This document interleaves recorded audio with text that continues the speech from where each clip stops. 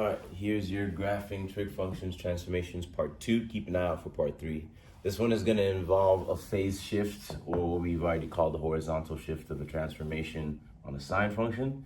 And this is also going to have a horizontal shift on your cosine function and a vertical shift up 1 on your cosine function as well.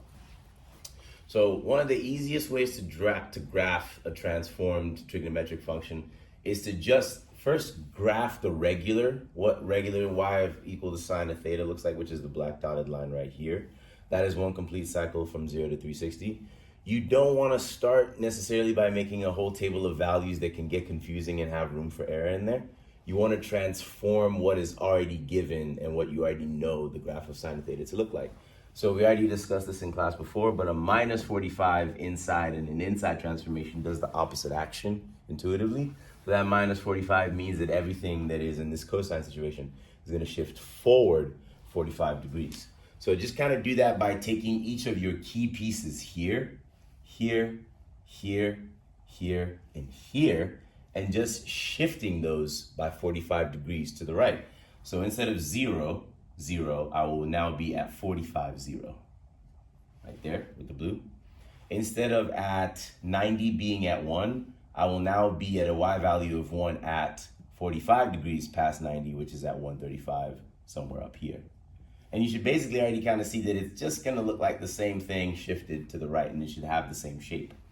Instead of crossing back at 0 at 180, it will now cross back at 0 at 225, which is a 45 degree extra to the right.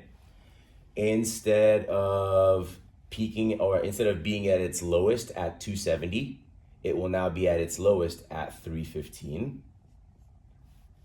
And instead of it coming back and finishing the cycle at 1 at 360, it'll do that now at 405 right here.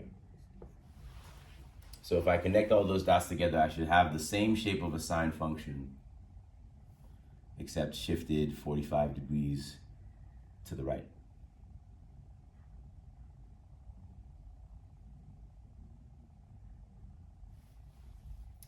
There, and where did the bottom out there, bottom out there. Instead of ending there, it won't be up here actually. Your sine function ends up being 0 at 360, so it's going to be 0 at 405 degrees. Pardon the mistake, right there. So the blue line is the phase shifted original, or the phase shifted version of the original sine of theta function. And that's all that we have to do for this, and that's the blue line. So drawing it a little bolder so we can see it.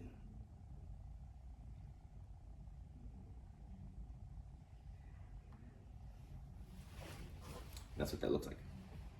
Now, the cosine function, one easy way to think about starting all of this, because once you lift this up, it's kind of hard to see where you're crossing the x-axis marks were.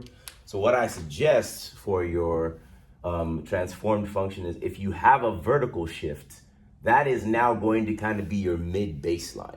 So instead of having this mid baseline of 0 that we kind of rely on, this cosine function being like a theta minus 30 in there, we'll talk about the phase shift later, but that plus 1 really moves everything that should be on the x-axis up 1 unit.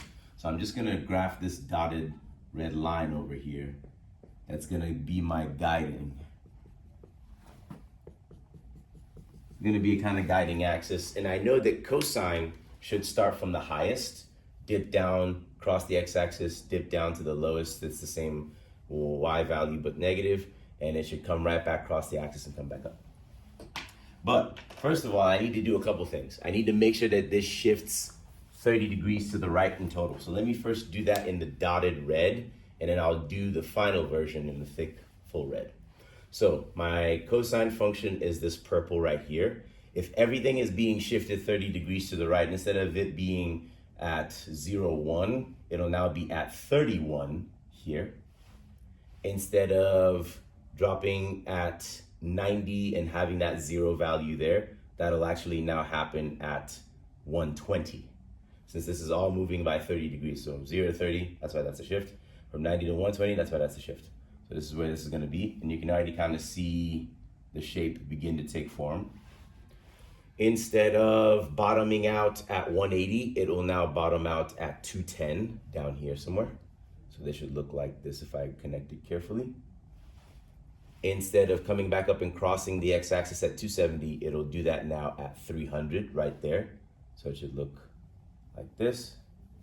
And instead of coming right back to the top at 360, it'll now do it at 390 up here.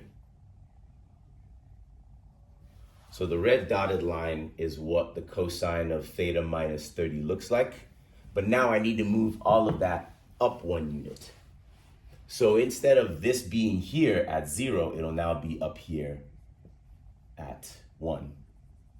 Instead of this having 30 to 1 here, it'll now be a 30 to a 2 here.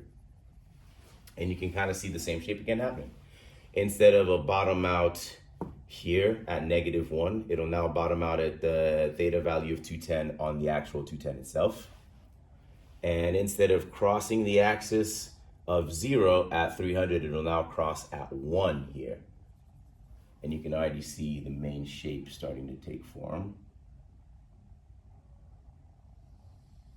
And instead of maxing out at 1, it'll max back out at 2 this time because everything got shifted up 1 extra unit. So hopefully you can see the dotted red line is the cosine of theta minus 30, which is the cosine of theta, the purple line shifted to the right by 30 degrees. And then the +1 is the final version shifted up right here. It'll now have a maximum of 2 and a minimum of 0 instead of a maximum of 1 and a minimum of -1.